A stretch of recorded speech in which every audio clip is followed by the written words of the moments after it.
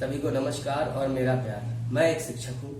मेरा विषय इकोनॉमिक्स यानी कि अर्थशास्त्र है। मैं साथ साथ में अकाउंटेंसी भी पढ़ाता हूँ। मैं आज बहुत खुश हुआ जब बच्चों का मेरे पास जिस तरीके से मुझे आज टीचर्स डे बच्चों ने विश किया। मुझे ऐसा लगा कि मैं विषय के ज्ञान के साथ साथ बच्चों को और भी चीजें सिखाता हूँ, जो कि वो मुझे कई बच्चों ने लिख के भेजा कि sir you inspired me a lot. Sir आपने मुझे बहुत कुछ सिखाया। एक विषय की नॉलेज खाली नहीं देकर सर आपने ऐसी बहुत सी नॉलेज दी जिससे कि हम आगे बढ़ सकें, जीवन में सफल हो सकें।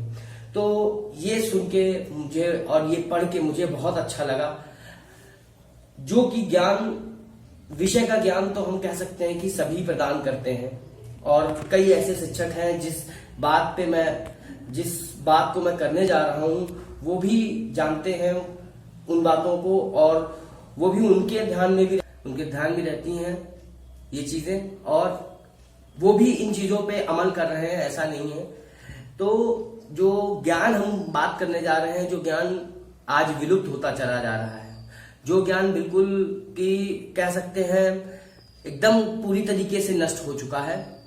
एक विषय का ज्ञान होना और एक मानवता का ज्ञान होना और हमारी संस्कृति का ज्ञान होना, जो कि पुराने समय में हम कह सकते थे हमारी संस्कृति और मानवता के ज्ञान की वजह से हम बहुत प्रसिद्ध थे। और मैं यही चाहता हूं कि अगर हम आधुनिक ज्ञान के साथ साथ अपनी सांस्कृतिक ज्ञान को भी साथ में रखें और आगे बढ़ते रहें तो हम बहुत सफल होंगे। तो मेरा बच्चों से यही अनुरोध है, मैं उनसे यही कहूंगा कि जिंदगी में हमेशा जो भी आपको सिखाए वो आपका शिक्षक, जो आपको लड़ना सिखाए, किस चीज से, अपनी मुसीबतों से। लड़ना का मतलब ये नहीं कि आप लात भूसा वाली बात समझ रहे हो, आपकी मुसीबतों से आपको लड़ना सिखाए, आपके कठिन रास्तों से आपको निकाले, आपको तरीका बताए कैसे खुश रहना है, आपको जिंदगी जीना सिखाए, वो शिक्षक है। ये शिक्षक खाली विद्यालयों में नहीं बनते या मिलते, हम कह सकते हैं, क्योंकि शिक्षक तो वो है जो कुछ भी सिखा दे, वो शिक्षक है। कुछ भी मतलब अच्छा, सकारात्मक सोच रखे और आपको आगे बढ़ाने की कोशिश करे, वो शिक्षक है।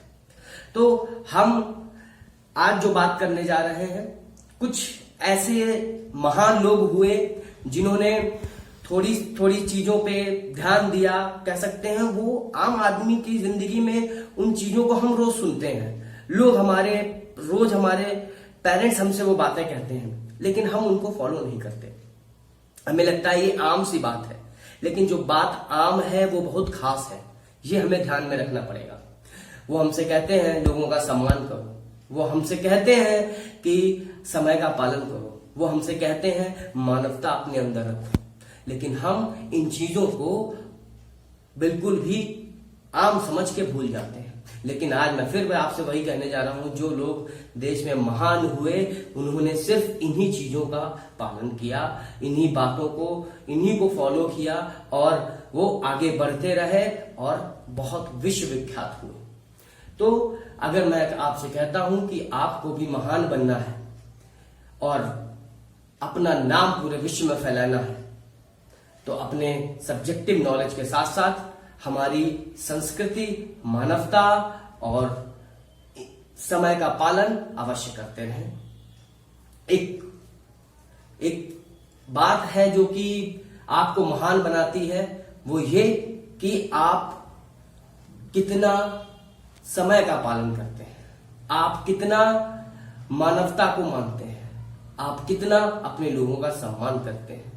ये चीजें हमें ऊपर ले जाती हैं, ऊपर इन द सेंस अपने जिस पद पे आज हम हैं उससे ऊपर। अगर हम बात करें कि ये चीजें हमें कैसे महान बनाती हैं, तो पहली बात मैं करूंगा लोगों का सम्मान करना। जब हम लोगों का सम्मान करना शुरू कर देते हैं तो वो हमें आशीर्वाद देते हैं। उस आशीर्वाद से हमें एक सकारात्मक मानसिक शांति प्राप्त होती है, और सकारात्मक मानसिक शांति से हमें जो है एक ताकत मिलती है, और वो ताकत हमें प्रेरित करती है कि हम आगे बढ़ते रहें। जैसे मैं कह सकता हूं जिसको मैं कह सकता हूं positive mental peace. Positive mental peace का मतलब है कि आपको सकारात्मक मानसिक शांति मिले। और ये आपने सभी के मुंह से सुना होगा कि कोई भी अच्छा काम करना है तो पॉजिटिव रहें।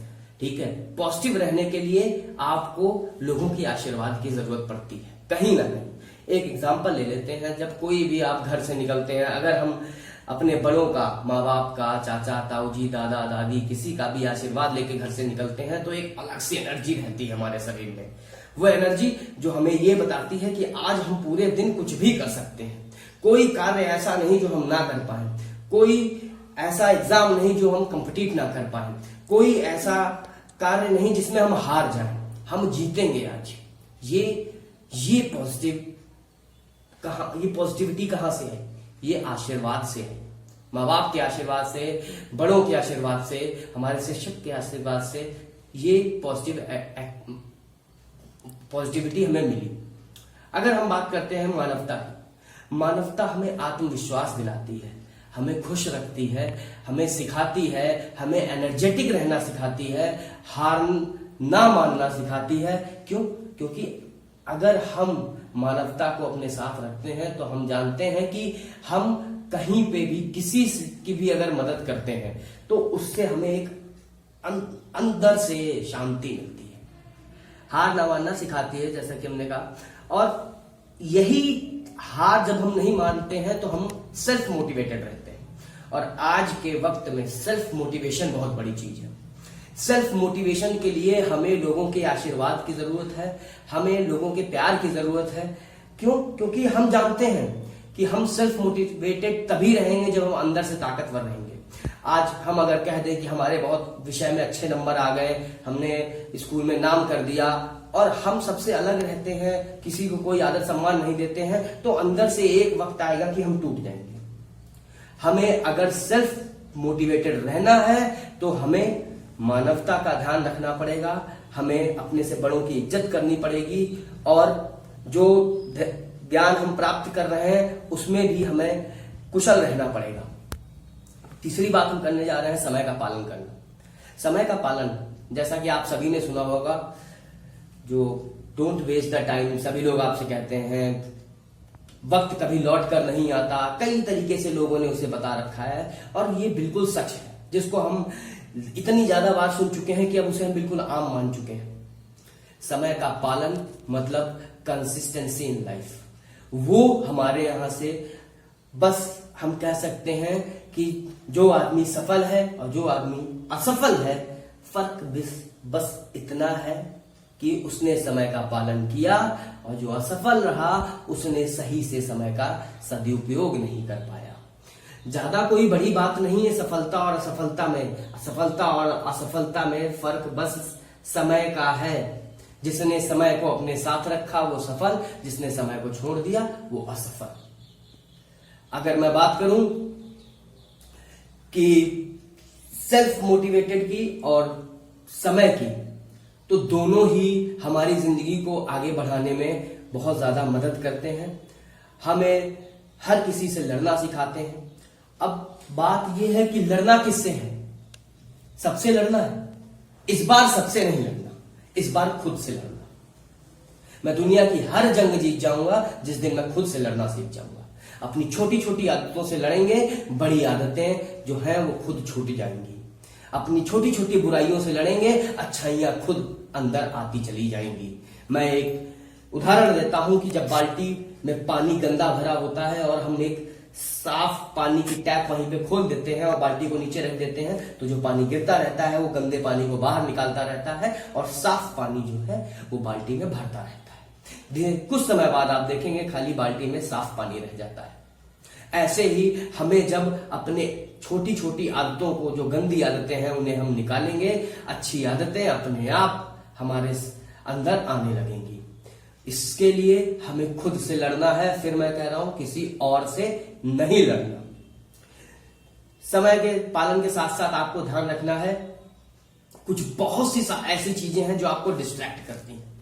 आपका सेलफोन हो गया, आपके फ्रेंड्स हो गए, ऐसा नहीं कहता मैं उनके साथ ना घूमिए, ऐसा नहीं कहता कि फोन ना चलाइए, सब अनिवार्य, सबको उतना इस्तेमाल करें जितना वो आपके लिए अच्छे हैं। आपको जिस दिन वो बर्बाद करने लगे उनको किनारे रख दीजिए। पढ़ने बैठे फोन आ गया, इस समय ज्यादा फेमस है ना इंस्टाग्राम, एक बार चलाया हजारों रील्स, बंद ही नहीं हो रहा। बंद कब हो रहा है? जब डेटा फिनिश हो गया। तब तक जियो वालों ने और काम कर दिया, उन्होंने कहा भैया 11 रुपए का रिचार्ज, 22 रुपए का रिचार्ज करिए, पूरे दिन सिर्फ उसी में उलझे रहे। ये क्या है? डिस्ट्रैक्शंस। इन डिस्ट्रैक्शंस को कम करना पड़ेगा। ये डिस्ट्रैक्शंस कैसे कम हो सकते हैं? ये डिस्ट्रैक्शंस कम हो सकते हैं टाइम मैनेजमेंट के साथ, जिसपे हमने अभी बात की। टाइम मैनेजमेंट है तो ये डिस्ट्रैक्शंस नहीं होंगे। समय पे जो चीज निर्धारित की गई है वो की जाएगी तो ये डिस्ट्रैक्शंस नहीं होंगे। चलिए, आज मैं बहुत बोल दिया, बहुत कुछ आपको बता दिया, लेकिन मैं बस आपसे यही चाहूंगा कि आज शिक्षक दिवस में के रूप में आप बस अगर मुझे कोई तोहफा देना चाहते हैं तो उनमें से कुछ बातों को फॉलो करें।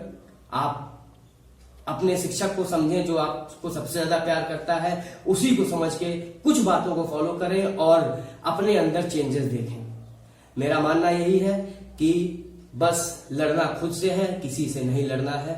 और कुछ पंक्तियां मैं आज कहना चाहूंगा जो कि मेरे एक कवि शिक्षक ने मुझसे कही थी कि बच्चे हंसते तो लगता है चिड़ियों के खुलते पर जैसे, बच्चे हंसते तो लगता है शब्द बन रहे अक्षर जैसे, कल ये हंसी हरावल होगी, खेतों में चलती हल होगी, बेहतर इसे बचाए रखना जैसे कोई प्यारा सपना, जैसे कोई प्यारा सपना। यानी कि इस हंसी को और इस बच्चे को अपने अंदर हमेशा बनाए रखिएगा, आप जिंदगी में हमेशा सफल रहेंगे।